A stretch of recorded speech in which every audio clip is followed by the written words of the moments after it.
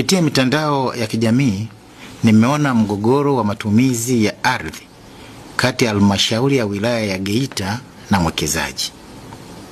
Sasa Wizara ya Ardhi, Nyumba na Maendeleo ya Makazi inaungana na Ofisi ya Waziri Mkuu, Tawala za Mikoa na Serikali za Mitaa TAMISEMI katika kuhakikisha kuwa mgogoro uliopo katika eneo hili la mamlaka ya mji mdogo wa Katoro, mkoa wa Geita, unafanyiwa kazi na kukamilika. Nachukua fursa hii kuwakumbusha wamiliki wote wa maeneo yote nchini kuzingatia matumizi yaliyokusudiwa katika hati miliki zao.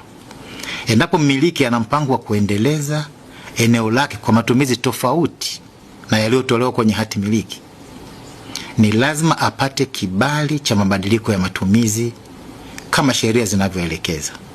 Hatua hii itahakikisha maeneo yanaendelezwa kwa kuzingatia mpango na hivyo kuondoa migongano ya matumizi, kutunza mazingira na kuweka unadhifu wa miji yetu.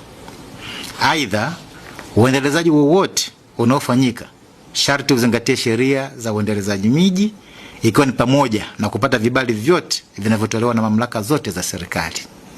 Kwa sasa wataalamu wangu wameungana na wataalamu wa Ofisi ya Waziri Mkuu, Tawala za Mikoa na Serikali za Mitaa TAMISEMI kushughulikia swala hili, na baada ya uchunguzi kukamilika kutatolewa taarifa rasmi ya pamoja.